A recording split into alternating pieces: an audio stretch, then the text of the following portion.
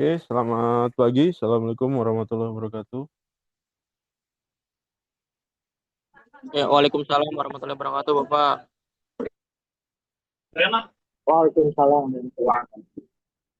Oke, hari ini tanggal 19 Juli ya. Kuliah kita yang ke berapa nih? 15 harusnya.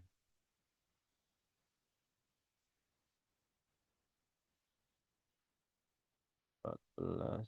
Oke, 15 ya. Berarti hari ini review UTS ya. Kemudian quiz section 14, masih ada 2 orang yang belum mengerjakan. 13 sudah di close. Nah, teman-teman, saya mau info, minggu ini saya buka untuk periode eh, periode ini, Pak. Periode remedial ya, remedial quiz ya. Nanti mungkin 1 jam setelah kita selesai perkuliahan nanti akan saya buka karena ada yang butuh di adjust nanti. Ini review before UAS.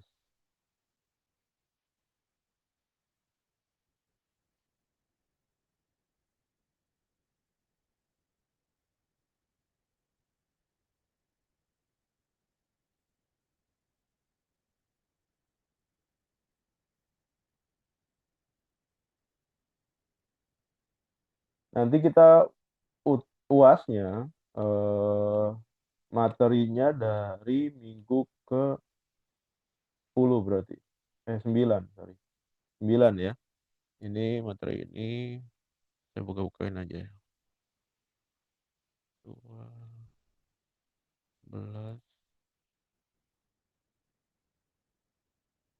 12, 13, 14. Oke ya.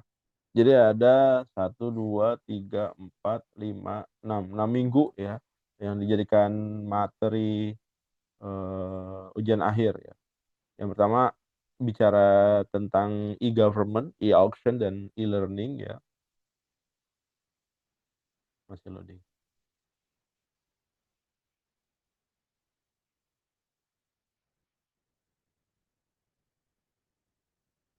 Mulai dari karakteristiknya, UNESCO ini yang menangani tentang perihal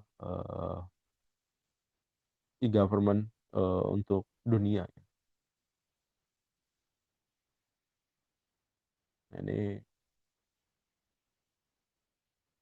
good concept dari governance versinya UNESCO ya. Jadi good governance itu consensus oriented, participatory ya, follow the rule law, effective and efficient, equitable and inclusive, responsive, transparan, accountable. Jadi memang kalau pemerintah mau memberikan layanan, ini aspek-aspeknya yang harus dipenuhi. Jadi memang semakin sedikit kita melakukan kontak ke pemerintahan, gitu ya, kita bersentuhan langsung dengan pemerintahan untuk mendapatkan layanannya, maka indikatornya semakin baik. Jadi kalau bisa nggak pernah ada pertemuan gitu ya. Anda perpanjang SIM nggak, KTP sekarang udah nggak ada lagi ya. Dulu per 5 tahun Anda harus renewal gitu ya. KTP Anda udah begitu buat langsung seumur hidup sekarang. Kalau dulu per 5 tahun dia. Dan itu per 5 tahun juga ngurusnya lumayan panjang ya. Mulai dari jenjang RT, RW, dan seterusnya. Kalau sekarang enggak gitu ya. Eh, nggak ada pertemuan lagi untuk perpanjang SIM ya. Bos, perpanjang KTP. Cuma memang ada efek negatifnya gitu ya. Jadi kalau memang pejabat RT atau RW-nya tidak aktif, maka boleh jadi nanti di satu wilayah itu ada warga-warga yang nggak dikenal gitu ya. Nah ini yang harus diantisipatif. Kemudian pembayaran pajak gitu ya. Kalau pajak dulu sering kita bersentuhan dengan orang pajak, kalau sekarang enggak. Anda bayar pajak pakai sistem gitu ya. Kemudian Anda laporan pakai sistem, semuanya by sistem. Kecuali nanti ada permasalahan ya yang menyebabkan Anda harus diperiksa gitu ya. Nah, itu sah-sah aja. Karena kenapa sih pertemuan itu dihindari? Karena semakin banyak pertemuan antara government, pemerintahan dengan B2C atau G2C atau G2B-nya itu, maka potensi penyimpangannya semakin besar. Gitu ya. Di sana ada apa? Ada potensi pungutan-pungutan yang tidak sesuai dengan peraturan itu semakin besar. Nah, itu yang harus dihindari. Udah gitu waktu dari si citizens dan juga si bisnis ini juga terbatas, hanya ngurus administrasi atau hanya ngurus keperluan dengan negara gitu. Nah, negara harus memfasilitasi pertemuan itu atau layanan gitu ya, bukan pertemuan, layanan agar lebih mudah diakses gitu. Sekarang sudah better lah timbang kita bicara 5 tahun atau 10 tahun yang lalu. Nah, ini dimensi-dimensinya gitu ya. Kalau government itu ada G2G-nya, ada G2C-nya, ada G2B, ada G2B. Kalau government to government apa? Government to government antar lembaga. Nah, ini isu juga gitu ya. Antar lembaga dia punya data dan saling membutuhkan data, atau satu government butuh ke government yang lain untuk keperluan data karena merasa teritorinya dia itu dipersulit. Kalau dulu seperti itu. Kalau sekarang inisiasi satu data itu mencoba menjembatani kebutuhan data dari masing-masing eh, apa, penyelenggara pemerintahan, mau itu dia kelurahan, kecamatan, kota madya, ya, sampai dengan kelasnya negara, kementerian, gitu, dan segala macam, dinas, gitu. Ini akan menjadi satu wadah, gitu ya. Jadi diharapkan dengan satu data itu jadi bisa lebih efisien. Contohnya apa sekarang? Contohnya salah satunya misalkan integrasi data NIK dengan NPWP, gitu ya. NIK dengan NPWP. Sekarang NPWP kita menggunakan NIK kita. Cuma masalahnya kelemahannya ada dari NIK kita. Di situ ada data pribadi kita, ya. Kalau Anda lihat NIK Anda pasti ada nggak tahu saya kalau lahir di atas 2010 ya saya nggak tahu. Kalau di bawah 2010 kebanyakan di dalamnya itu ada tanggal lahirnya gitu ya. Di dalam nomor induk kependudukan tuh ada tanggal lahir, tanggal, bulan, tahun, itu udah kelihatan gitu ya. Nah itu jadi isu juga ya sebenarnya. Tapi ternyata nggak di renewal juga ya, tetap digunakan. Nah seharusnya ke depan gitu ya, eh, ini akan lebih simpel lagi ya, integrasi. Kalau integrasi NIK dengan NPWP sudah bisa, ya ke depannya udah integrasi dengan kart-kart yang lainnya ya. Dengan BPJS gitu. Kemudian dengan ATM, dengan kartu kredit, ya, kredit card gitu ya. Dengan kartu-kartu apapun di dompet Anda. Jadi eh, kabar buruk buat Anda yang merasa diuntungkan dompetnya tebel gara-gara banyak kartu gitu ya. Mungkin kita kalau 10 tahun lagi gitu ya, boleh jadi Anda nggak perlu bawa dompet. Boleh jadi Anda nggak perlu bawa dompet. Gitu ya. Semuanya sudah tercustom gitu ya, di satu sistem, Entahkah itu nanti modelnya pakai sidik jari ya, atau pakai apa, retina mata, atau pakai unsur yang lain ya untuk, ID gitu ya. Jadi Anda kalau belanja ke mana-mana kalau dia pakai sidik jari tinggal tinggal tempel aja jempolnya gitu. Kalau misalkan ada pemeriksaan dan segala macam tinggal tempel aja jempolnya atau, di-scan gitu ya matanya, retinanya gitu atau dari bentuk wajahnya ya. Sekarang sekarang udah bisa tuh di, kereta api Indonesia ya, KAI. Kalau Anda trip kereta api, misalkan perjalanan dari satu kota ke kota yang lainnya, Anda masuk nggak perlu lagi bawa KTP, Anda tinggal scan wajah Anda nanti akan muncul apa, ID card Anda kelihatan di situ, nama dan segala macam.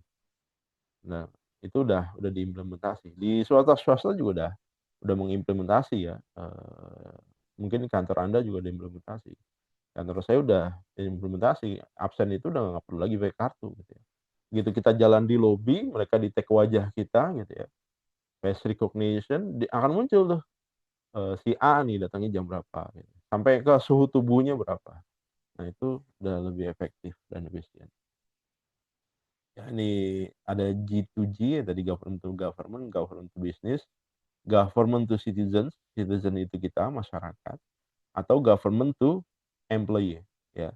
Government to employee itu, antara pemerintahan dengan, PNS-nya lah ya, gitu.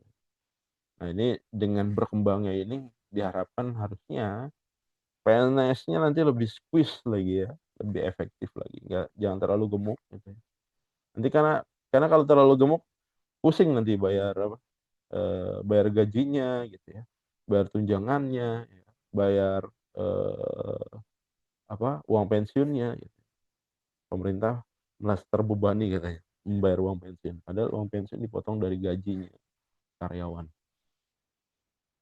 Nah ini ya, eee, bicara tentang, government. Saya rasa nanti ada mata kuliah tersendiri yang bahas ini, ada e-learning. Oke, ini minggu ke-9 ya, bicara tentang e-government, e-auction, dan e-learning. Ini masuk materi UAS kita, ujian akhir ya. Yang berikutnya pertemuan ke-10 ya, bicara tentang content management.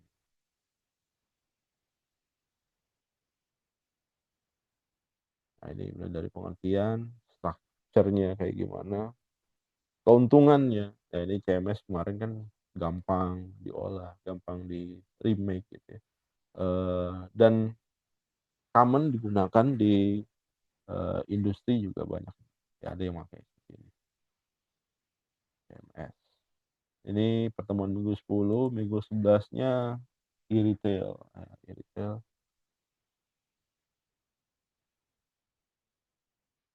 e-retail ini oh ya, retail ini pengecer dan penghubung atau, intermediary ya. Dia pengecer ini berperan sebagai penghubung antara produsen dengan, pelanggan gitu ya. Perannya di mana portal portal ini, eee, banyak digunakan oleh retail digital ya. Siapa retail digital? Ya agen-agen tuh, agen-agen yang mendigitalkan layanan. Apakah termasuk Tokopedia? Eee, Tokopedia Tokopedia sebenarnya pasar ya kalau menurut saya sih. Tokopedia, Shopee gitu ya, TikTok gitu ya. Itu pasar yang diciptakan, pasar digital gitu ya, dan di sana ngumpul para retail gitu. Makanya, pertemuan beberapa minggu yang lalu saya bilang, eee, website untuk para penjual atau website untuk perusahaan ini, dulu kan fungsi website itu ada brand awareness gitu ya, bisa buat jualan juga ya, kalau sekarang udah mungkin untuk jualan udah nggak worth it lah menurut saya sih, eee, karena udah apa, udah berkembang layanan e-commerce gitu ya, Tokopedia, Shopee, kemudian TikTok yang usernya udah ratusan juta gitu ya, puluhan juta, ratusan juta. Marketnya udah besar gitu ya. Anda nggak perlu lagi menciptakan, pasar baru gitu ya. Kan nggak lucu gitu. Di kelurahan Anda misalkan ada Anda tinggal di satu rumah gitu ya, di satu kelurahan, di situ udah ada pasar induknya besar gitu ya. Kemudian, Anda mencoba membuat pasar lagi dalam ukuran mini, khusus untuk produk Anda. Saya rasa sih nggak worth it gitu. Kayak sekarang misalkan, toko kelontong dengan pasar induk gitu ya, nggak cocok gitu ya. Yang terjadi apa? Kalah toko kelontongnya atau toko kelontong lawan, minimarket gitu, kalah apa? Karena memang minimarket lebih komplit, kemudian pelanggan dia lebih besar gitu ya. Eee, Kalau toko kelontong ya lebih sedikit, kecuali memang Anda punya produk yang memang, eksklusif ya, eksklusif cuma di tempat Anda aja jualnya, nggak di tempat yang lain, it's okay. Anda buat toko kelontong seperti itu. Tapi pastikan barang Anda nggak ada di, minimarket atau di supermarket atau di pasar induk gitu ya. Nggak perlu, Anda lari ke sana. Anda cukup fokus untuk besarkan toko kelontong Anda.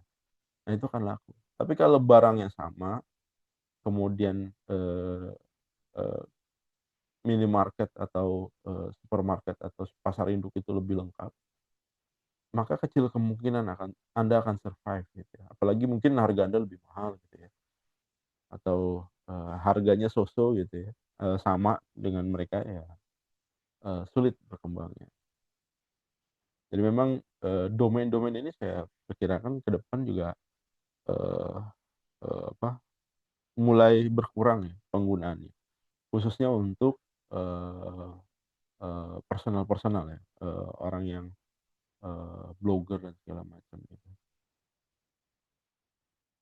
Ini yang retail, kemudian ini portal security ya, ini portal definisinya kumpulan servis dari banyak provider dan menempatkannya ke dalam, presentasi yang terorganisasi, yang sesuai atau cocok dengan aliran kerja para pelanggan. Nah, ini yang SSO. Contohnya apa? Contohnya, portal webnya Inaba tuh SSO ya, single sign on. Jadi memang harusnya pemerintahan juga sama ya, kalau kita bicara di pemerintahan juga sama. Saya dulu, eee, oh, saya pernah bikin, master plan gitu ya, master plan untuk satu kota gitu, satu kota di Indonesia. Itu saya bikin tuh desainnya dia tuh, eee apa, masuknya di satu web aja jadinya. Misalkan nama daerahnya pulau misalnya, ya udah masuknya pulau.go.id gitu. Nanti begitu dia masuk pulau, dia warganya mau ngakses apa nih? Dukcapil kah? Mau ngakses, pendidikan kah? Mau ngakses pajak kah? Mau ngakses apa gitu ya. Ya dari pulau itu, pulau.go.id. Dia hanya cukup single sign on, masukin satu password-nya dia. Eee Nanti dia bisa mendapatkan semua layanan yang ada di, daerah tersebut gitu ya. Ini juga, eee, membuat, masyarakat jadi lebih, mudah ya. Bayangin aja sekarang, mungkin Anda salah satunya gitu ya, Anda nggak hafal semua password, login ke web yang berkaitan dengan Anda. Ada password, masuk ke e-banking gitu ya. Banknya juga ada banyak gitu, ada Mandiri, BCA, BNI, dan segala macam, Permata gitu ya. Anda boleh jadi gitu ya, Anda menggunakan password yang sama atau boleh jadi gitu ya, eee eee, apa, eee, username dan password yang Anda gunakan, Anda tempatkan di, device Anda. Biar apa? Biar Anda nggak lupa, biar Anda ingat gitu. Tapi secara nggak sadar itu akan jadi resiko buat Anda ya. Resiko saat misalkan device Anda hilang, password-nya udah ada di sana gitu ya, di file tertentu, ya itu jadi, ancaman buat, apa, akses akun Anda, apalagi yang berkaitan dengan keuangan gitu ya. Oke, nah ini, SSO itu bisa mempermudah ya, jadi kita mungkin cukup, hafal, eee, di bawah 5 password lah ya, eee, apa, login ke, portal-portal tertentu. Nah ini contoh-contoh,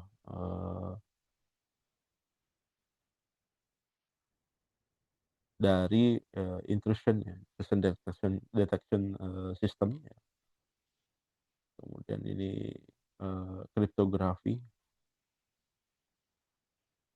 Nah ini CA yang lagi in 3 tahun terakhir ya, Certificate Authorities. Nah ini juga jadi cikal bakal, eee eee, materai, e-materai e-materai. Eee, Lumayan mahal juga itu ya, bisnis itu. Cuma memang, marketnya belum ready gitu.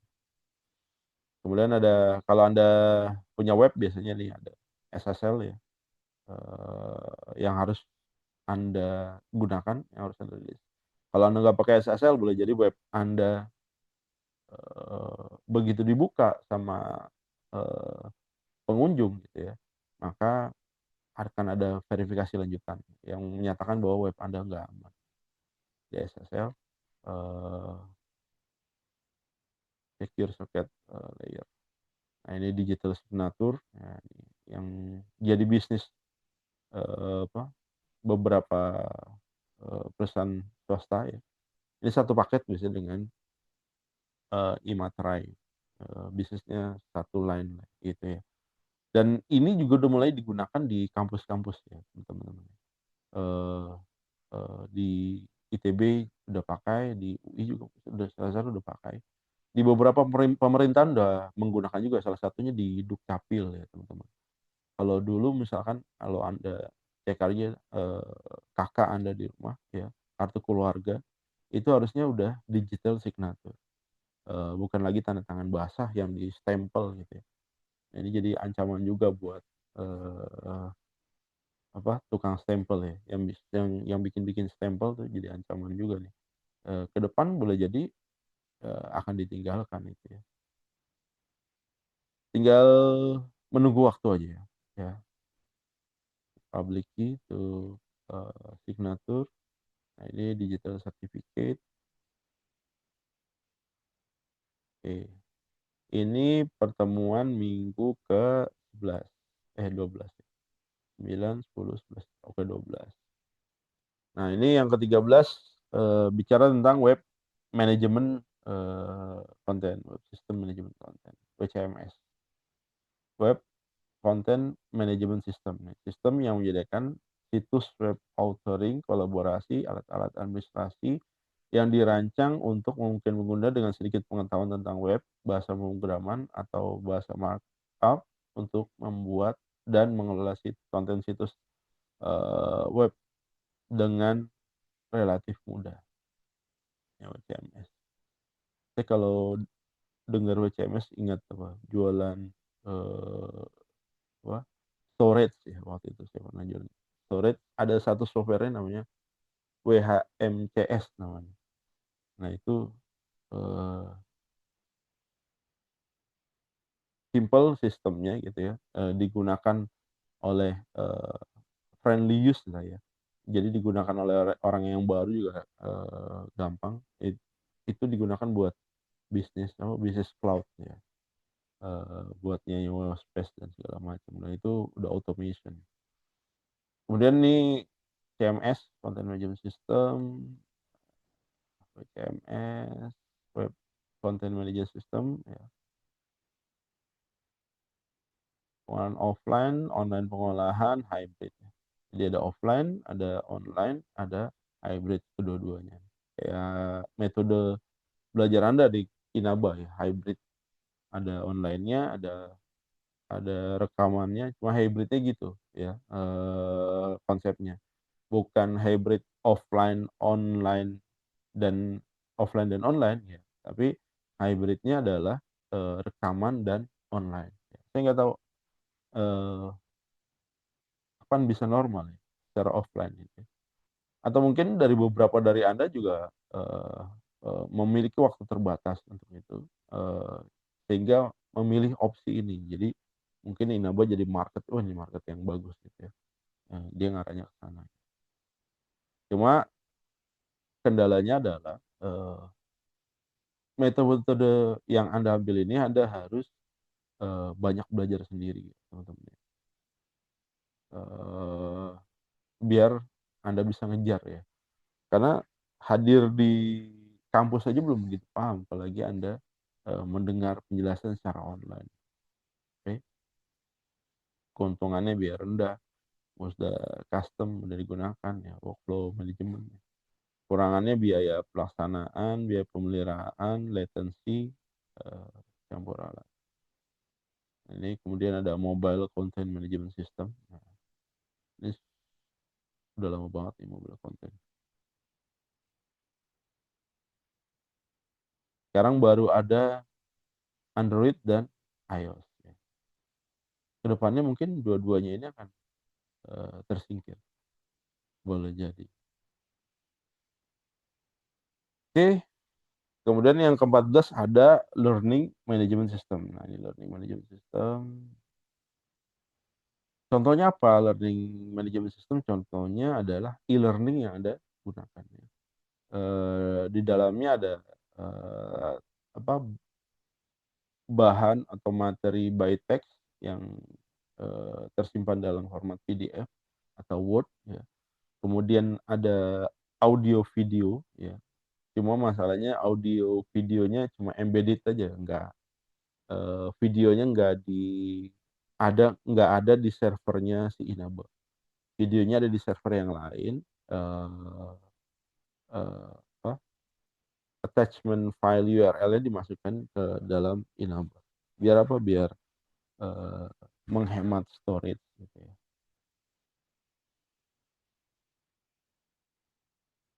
Jujur jadi lebih mudah. Kemudian nextnya gitu ya. Kalau misalkan Anda lupa di kantor dapat kerjaan baru ya, posisi baru misalkan berkaitan dengan mata kuliah ABC misalkan gitu ya. Anda bisa ingat-ingat lagi tuh. Oh, harusnya gitu begitu Anda lulus, Anda masih punya akses untuk e-learning gitu. Kayak saya di UI gitu ya. Setelah saya lulus kuliah di UI, saya masih punya akses terhadap e-learning saya, akun e-learning saya. Itu akan berguna suatu hari kalau misalnya kita dapat pekerjaan, eh, sudah mendapatkan penjelasannya di kampus, nah itu bisa di-review ya buat pengetahuan kita ya, refreshing knowledge, buat ingat-ingat lagi apa yang dibahas seperti itu ya, gimana cara menggunakannya, gimana cara mengoperasikannya dan lain-lain. Ini jaringan dan infrastruktur dasar pendukung. Nah, ini bentuk komunikasi ada sinkronus, ada asinkronus. Nah, kalau sinkronus ya collocated ya. Sinkronus dan collocated gitu ya. Biasanya classroom ya. Ya LMS ya. Kalau asinkronus dan collocated ya learning center, laboratory, library, LMS. Kalau synchronous dan distance, conference, LMS untuk chat, voice, dan online whiteboard. Ya, dulu sampai beberapa kampus beli whiteboard online. Fungsinya apa? Buat si gurunya nerangin. Jadi penggunaan whiteboard papan tulis yang pakai spidol atau pakai cover itu udah mulai terdegradasi. Kalau asinkronus dengan distance ya email, CD-ROM, LMS, web, video audio tape, sama stream yang di archive. Channel pendukungnya ini Anda bisa baca ya. Dari LMS, mulai dari persiapan, pembelajaran, evaluasi, sampai dengan jaringan dan infrastruktur data pendukung. Nah, ini fitur-fitur unggulan dari LMS ya. Easy use interface ya. Anda bayangin aja ya. E-learning yang Anda gunakan sekarang aja ini eh, saking mudahnya Anda nggak perlu lagi baca tutorial boleh jadi. Eh, karena apa? Karena memang dirancang sedemikian rupa supaya mudah untuk digunakan, terutama bagi orang-orang yang belum pernah bersentuhan. Kemudian ada online registry, virtual class, ya, online quiz, ya, online task, online ujian, kemudian ada forum diskusi, reporting kemajuan belajar. Nah ini eh, kalau dimanfaatin akan lebih besar lagi. Cuma masalahnya ketersediaan waktunya aja, ya, untuk menambah task dan segala macam. Kemudian ada learning design ya, mulai case based, project based, inquiry based, sampai dengan presentasi hasil pembelajaran. Ya, ini kelebihan-kelebihannya, kekurangannya Anda bisa baca. Nah, ini yang kita gunakan saat ini e-learning-nya adalah base-nya Moodle. Dan memang banyak sekali digunakan Moodle ini. Di UI itu saya pakai Moodle juga. Untuk apa? Untuk sistem pembelajaran. Kemudian ada Blackboard Course Site ya. Nah, ini serupa dengan Moodle. Ada beberapa juga yang menggunakan. Ada juga psikologi ya. LMS free yang dipakai oleh guru dan juga perusahaan individual. Fitur yang menarik dengan tampilan visual yang mengesankan, misalnya sebuah buku penilaian online, absensi jiwa, dan pencatatan pengguna fitur, penggunaan fitur ya dari peserta didik. Nah, ini latitude-nya ya, Academy of Mind ya, Academy of Mind. Anda bisa pilih option ya, pilihan harga-harganya gitu ya. Dan juga ada Docels ya, Sakai. Ini yang outdoornya Smart School ya. Oke, itu tadi materi 9 review sampai materi ke 14. Nah, kemudian ya teman-teman ya, seperti biasa nanti maksimal 1 jam lah setelah ini saya akan rilis eh, remedial quiz ya. Remedial quiz ini silakan Anda manfaatkan bagi yang membutuhkan saja. Kalau Anda merasa saya nggak butuh nih, ya udah nggak usah dikerjain gitu ya.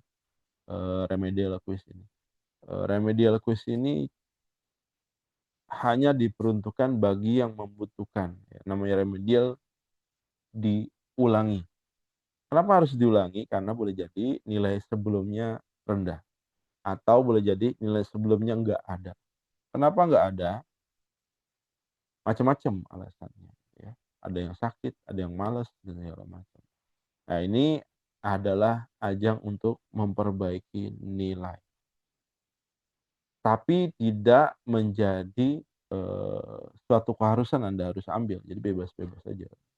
Saya serahkan kepada Anda butuh silakan. Kalau Anda nggak butuh nggak usah diambil, nggak apa-apa gitu ya. Hanya saja durasinya hanya 1 minggu. Jadi nanti saya buka hari ini tanggal 19, maka tanggal 26 ini akan ditutup. Kalau ada yang minta setelah tanggal 26 untuk dibuka, mohon maaf saya sudah tidak buka. Apapun alasan Anda, gitu, saya udah nggak buka. Gitu ya. karena ini udah pekan terakhir eh, sebelum menjelang ujian akhir ya. Saya menganggap dari Anda menyimak materi yang saya sampaikan. Jadi silakan Anda gunakan kesempatan ini untuk melakukan remedial quiz ya. Nilainya bagaimana? Nilainya adalah nilai pertama Anda quiz ditambah dengan nilai kedua dibagi 2. Makanya saya nggak merekomendasikan Anda yang sudah misalkan dapat nilai 8 atau nilai 100 gitu ya. Kemudian Anda ngambil lagi untuk perbaikan gitu. Kalau Anda ngambil lagi ya, kalau kuis keduanya ternyata dapatnya jeblok gitu ya, dapatnya cuma 30, berarti 100 tambah 30 dibagi 2 gitu ya. Nah, peringatan juga buat Anda yang memang eh,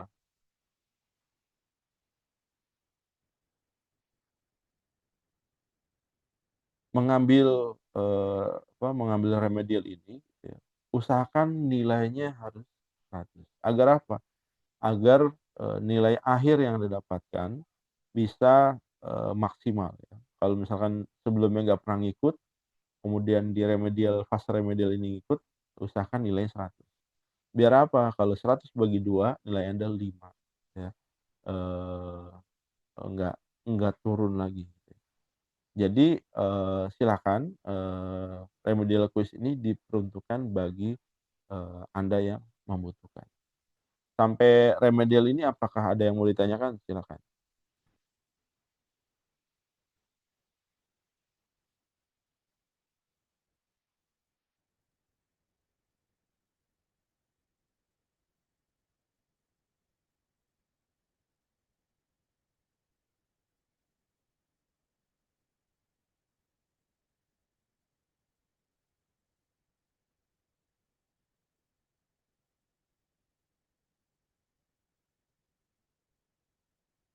Nggak ada? Oke. Kalau nggak ada, Bapak, masuk maaf. ya. Itu Silakan. izin saya Pak, nilai UTS emang belum muncul ya Pak di Siakat? Oh iya, belum. Layout tes belum muncul. Nanti minggu ini soal. Oke Bapak, baik. Terima kasih Pak. Ya ada? Ada lagi? Oke. Kalau nggak ada, pelaksanaan ujian akhir ya. Ujian akhir ini nanti ada di minggu ke-16. Nah, ini ya. Nah, saya kasih nama.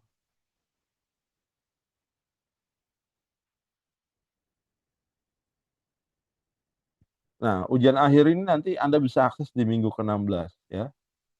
Di e-learning ya, teman-teman ya. Pengumpulannya sama seperti UTS ya. Metodenya juga sama seperti UTS ya. Ada eh, pilihan ganda, ada juga esai. Jadi pilihan gandanya utama, esainya penambah nilai. Jadi kalau Anda mau ngerjain pilihan gandanya aja, monggo, tidak ada masalah ya. Tapi kalau Anda hanya mengerjakan esai, berarti Anda cuma dapat penambah nilai aja, nggak dapat utamanya. Jadi utamanya adalah pilihan gandanya gitu ya. Jadi Anda silakan kerjakan nanti pilihan gandanya, jumlahnya sekitar 25 sampai 30 ujiannya. Kemudian Anda kerjakan juga yang esai biar nambah gitu nilai Anda ya. Kalau misalkan di sini nilainya kurang ya ini jadi penambahan nilai biar apa nilai Anda lebih bagus gitu ya.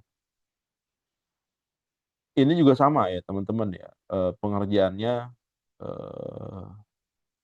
kalau pilihan gandanya saya buka 1 hari ya kayak gini.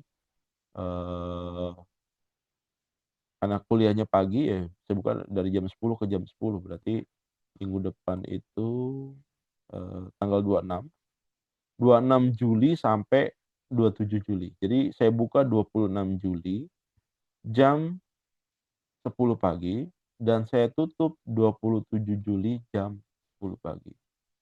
Ya. Waktunya bergantung nanti dari soalnya. Kalau soalnya 25 berarti waktu pengerjaannya 25 menit. Kalau soalnya 30 berarti waktu pengerjaannya 30 menit. Silakan Anda kerjakan di durasi waktu yang sudah ditentukan, ya.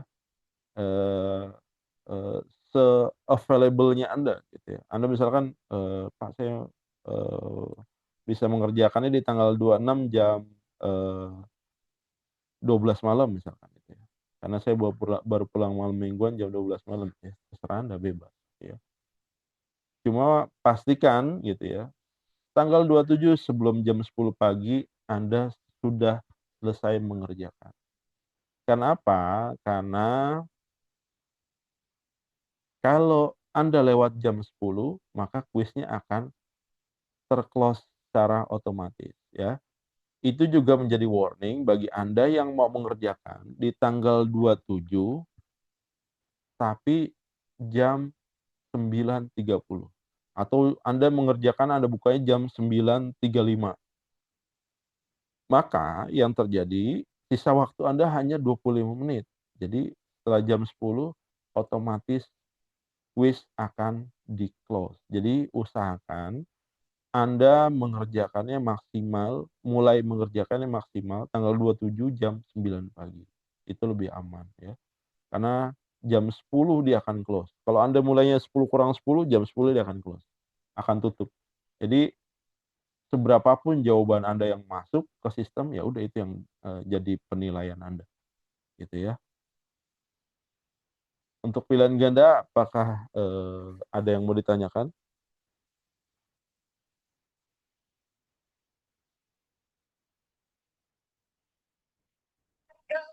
Pak, izin bertanya, Pak. Ya, Ap- ap- Berarti sama ya, Bapak, waktunya 30 menit ya, sama kayak UTS ya, Bapak? ya betul, Kalau sama. berarti tidak ada pengulangan ya, Bapak ya? Pengulangan tuh maksudnya? Misalkan waktunya habis gitu, cuman mengerjakan ya misalkan cuman 50%, berarti ya udah terima apa adanya gitu, Pak ya? Ya, betul.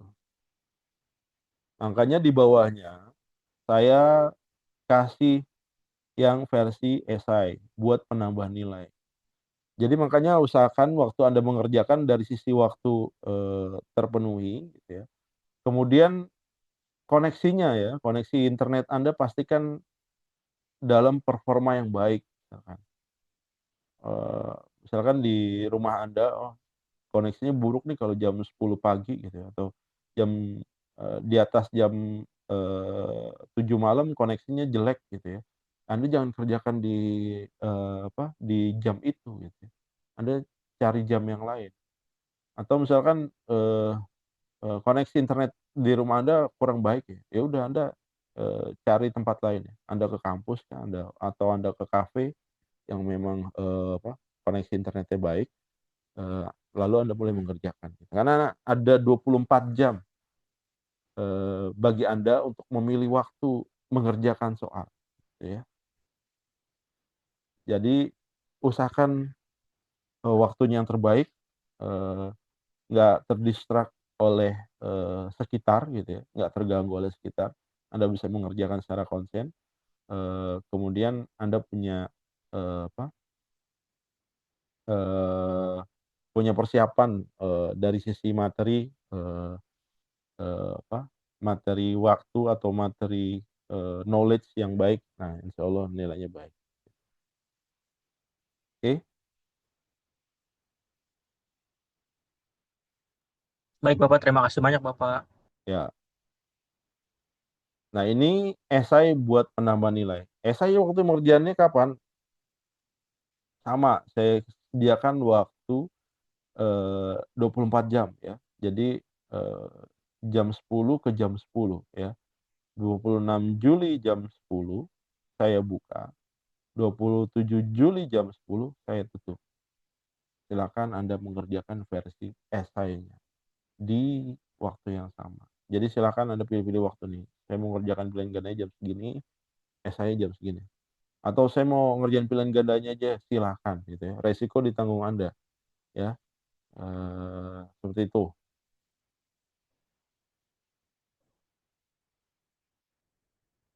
Oke, ada lagi yang mau ditanyakan?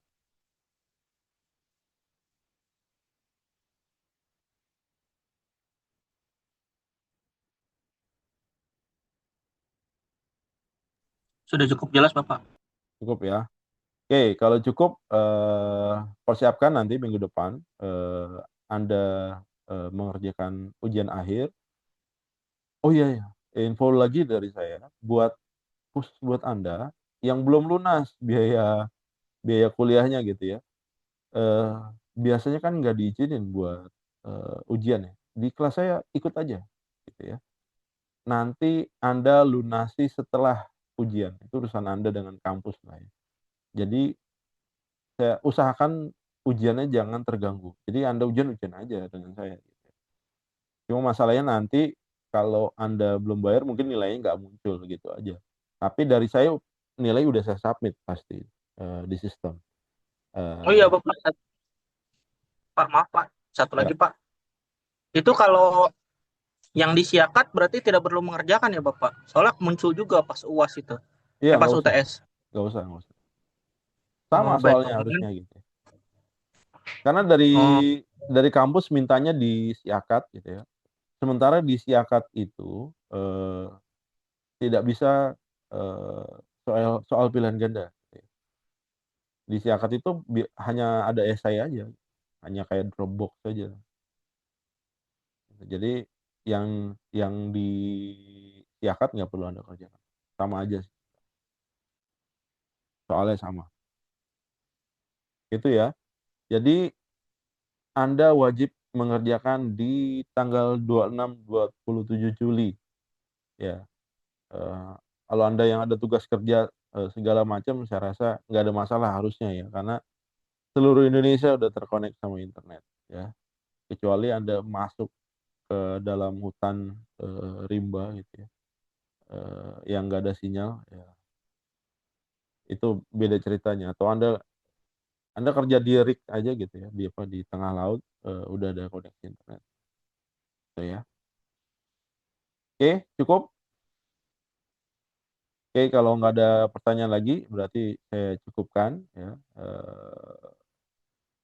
nanti kalau remedial quiz sudah ready, saya akan infokan di grup untuk pengerjaannya. Silakan Anda kerjakan dan silakan Anda manfaatkan waktu 1 minggu ke depan untuk remedial quiz. Remedial quiz ini hanya bisa 1 kali. Jadi persiapkan best momennya Anda dalam mengerjakan supaya dapat nilai yang maksimal. Oke, itu yang bisa saya sampaikan dalam pertemuan pagi ini. Terima kasih atas perhatian dan kerjasamanya. Selamat siang. Assalamualaikum warahmatullahi wabarakatuh.